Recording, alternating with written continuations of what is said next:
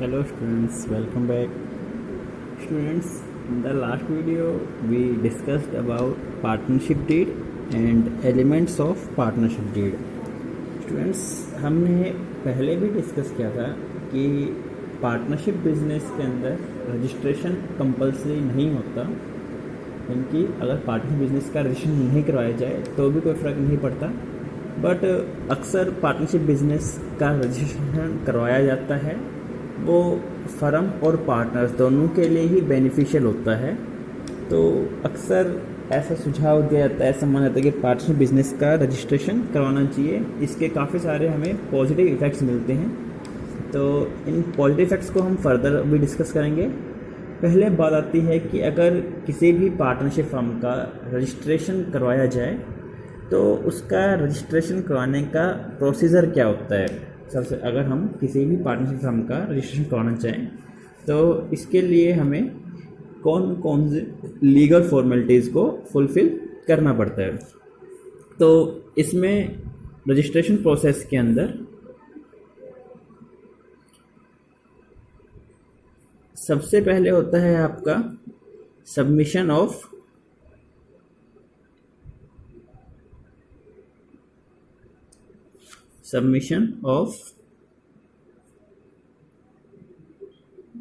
Application form.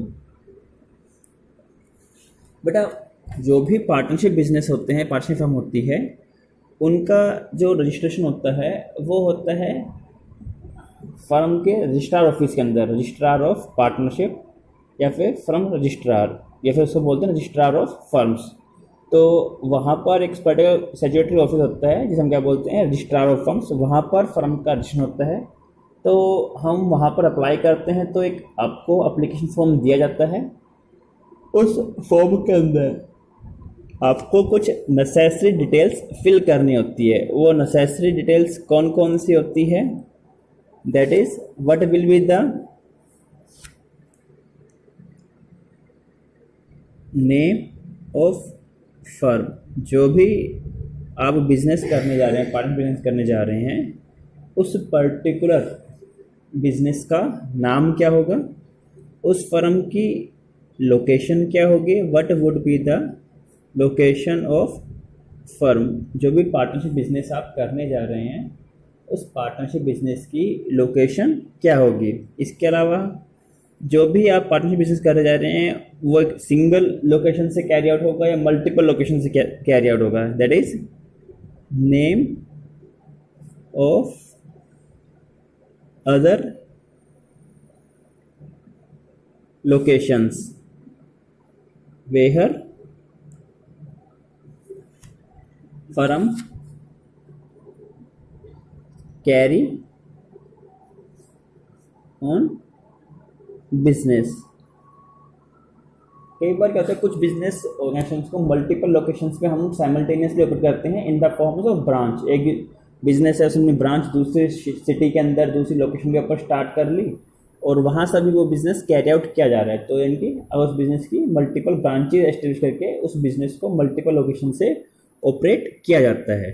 तो सबसे पहले फर्म का नाम क्या है और प्राइम लोकेशन है, हेड ऑफिस कौन सा है, उसके बाद और अदर लोकेशंस कौन कौन से जहाँ से उस बिज़नेस को कैरी ऑन किया जा रहा है। इसके बाद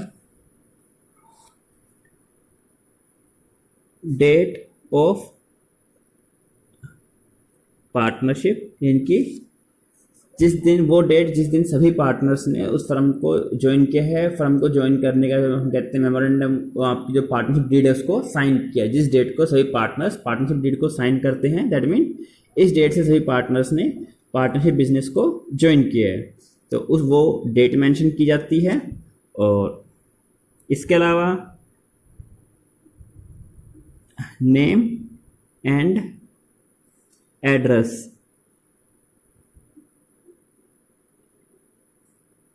name and addresses of each partner.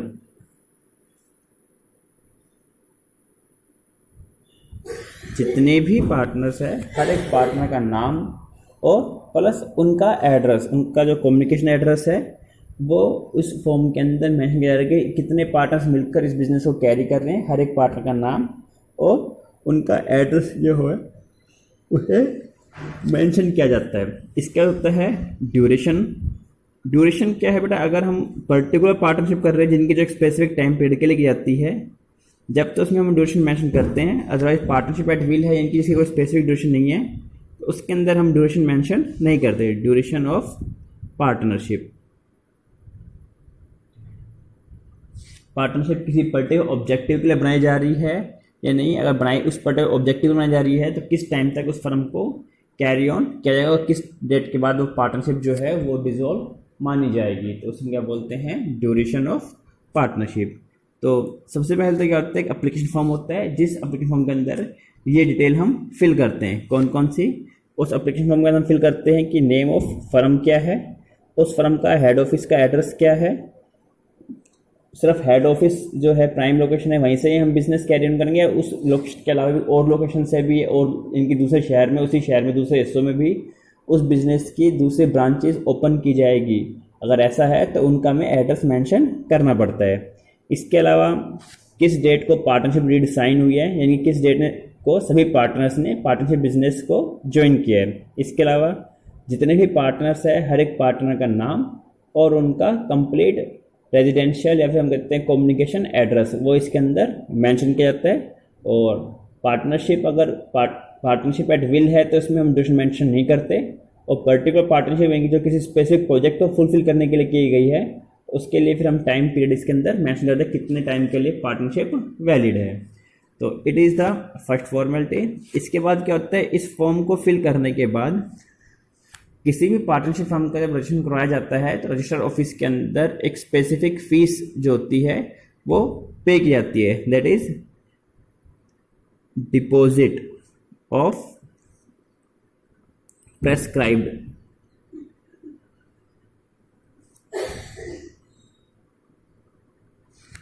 Partnership business को करने के लिए जितनी भी फीस है उस गवर्नमेंट ने जो भी निर्धारित कर रखी है वो हमें फीस जमा करानी पड़ती है। कहाँ पर? With the registrar of firms. Firms के जो रजिस्ट्रार है वहाँ पर वो फीस हम जमा कराते हैं। इसके बाद क्या होता है कि जो रजिस्ट्रार है वो इन सभी डॉक्यूमेंट्स को, जो भी आपने डॉक्यूमेंट्स जमा कराए हैं, पार्टनर्स के एड्रेस प्रूफ वगैरह है, पार्टनरशिप डीड वगैरह है, तो और या फिर हम कहते हैं बाकी के जो डॉक्यूमेंट्स वगैरह है उनको स्क्रूटनाइज करता है, उसकी ऑडिट करता है, वेरीफाई करता है और उसे लगता है कि अगर सारी डिटेल्स जो भी अपनी डिटेल्स प्रोवाइड की है वो सभी डिटेल्स ऑथेंटिकेट है, उसमें किसी प्रकार की आपने गलत सूचना नहीं दी, तो उसके बाद क्या करता है वो आपकी पार्टनरशिप को अप्रूवल देता है और उसकी एंट्री करता है।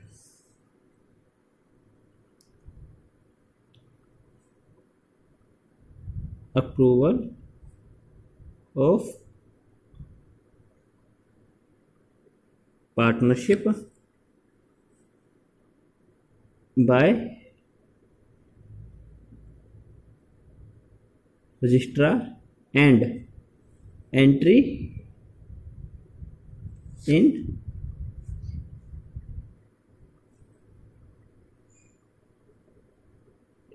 Register of firms. इसके बाद आपकी पार्टनरशिप को अप्रूवल देता है और जो भी आपकी फर्म की एंट्री है वो फर्म का जो रजिस्टर होता है उस रजिस्टर के अंदर फर्म की एंट्री कर लेता है। और उसके बाद क्या करता है वो इश्यू ऑफ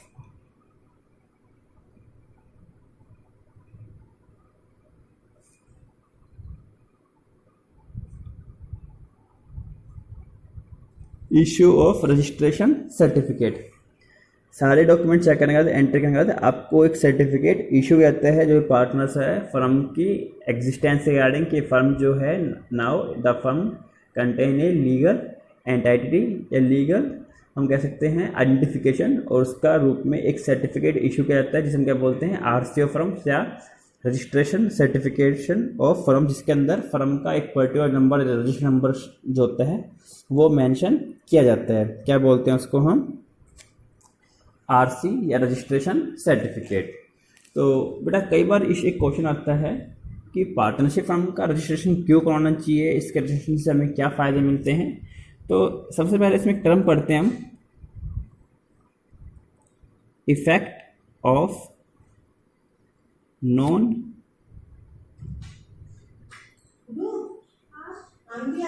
रजिस्ट्रेशन ऑफ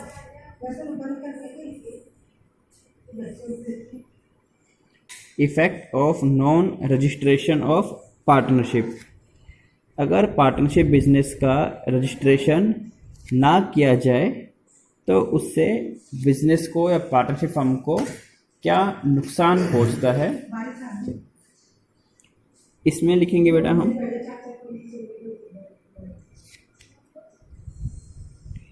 सबसे पहले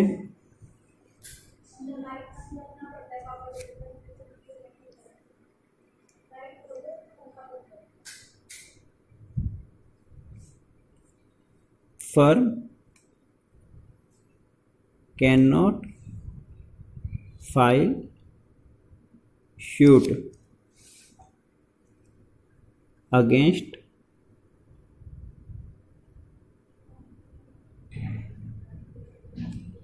any outside पार्टी। कोई भी आउटसाइड पार्टी है, आउटसाइड पार्टी होना है कोई भी बाहर की पार्टी या कोई भी बाहर की दूसरी फर्म जिससे हमारी फर्म हमारी जो बिज़नेस है वो ट्रेड करता है, उसने हमारे बिजनेस के साथ कोई भी फ्रॉड किया है, तो उस केस में हम उस पार्टी के अगेंस्ट या उस फर्म के अगेंस्ट किसी प्रकार का कोई भी लीगल केस फाइल नहीं कर सकते अगर हमारी फर्म रजिस्टर्ड नहीं है। इनकी अगर हमारी फर्म अनरजिस्टर्ड है तो अगर किसी आउटर पार्टी ने बिजनेस का कोई फ्रॉड किया है या कोई बाहर की पार्टी या दूसरी कोई फर्म है, कंपनी है, उसने हमारे बिजनेस को कोई फ्रॉड किया है तो उसके अगेंस्ट हम कोई लीगल एक्शन नहीं ले सकते। Second, firm can not file suit against the partners. अगर कोई भी बिजनेस के जो पार्टनर्स हैं उन्होंने पार्टनरशिप के रूल्स का वॉयलेशन किया है या हम कहते हैं जो पार्टनरशिप बिजनेस है उसके अगेंस्ट कोई स्टेप लिया है पर्सनल बेनिफिट के लिए, तो अगर फर्म का रजिस्टर नहीं हो रखा तो पार्टनरशिप जो फर्म है वो अपने पार्टनर के अगेंस्ट कोई भी लीगल एक्शन नहीं ले सकती। इसी प्रकार से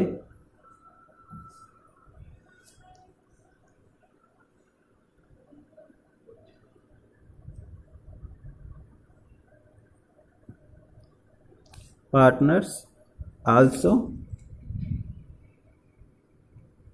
cannot file suit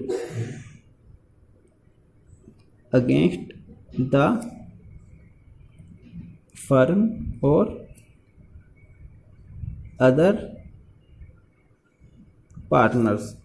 अगर फर्म का रजिस्टर नहीं हो रखा तो फर्म का जो पार्टनर है, हमारे जो फर्म ने या फर्म के जो दूसरे पार्टनर्स हैं उन्होंने किसी एक पार्टनर को उसका प्रॉफिट शेयरिंग में या उसके कैपिटल का हिस्सा देने से मना कर दिया तो उनके खिलाफ कोई भी लीगल एक्शन नहीं ले सकता फर्म के अगेंस्ट, ना ही दूसरे पार्टनर्स के अगेंस्ट। कब?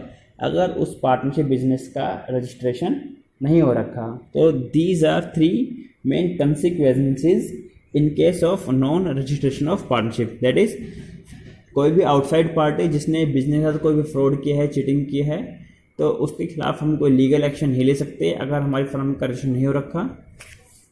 फर्म जो है कोई भी एक पर्टिकुलर पार्टनर उसने बिजनेस के साथ कोई चीटिंग की है, बिजनेस के पार्टनरशिप लॉज हैं, पार्टनरशिप रूल है, उनका वॉयलेशन किया है, तो अगर पार्टनरशिप बिजनेस का रजिस्टर नहीं हो रखा तो उस पार्टनर के अगेंस्ट जो फर्म है वो कोई लीगल एक्शन नहीं ले सकती।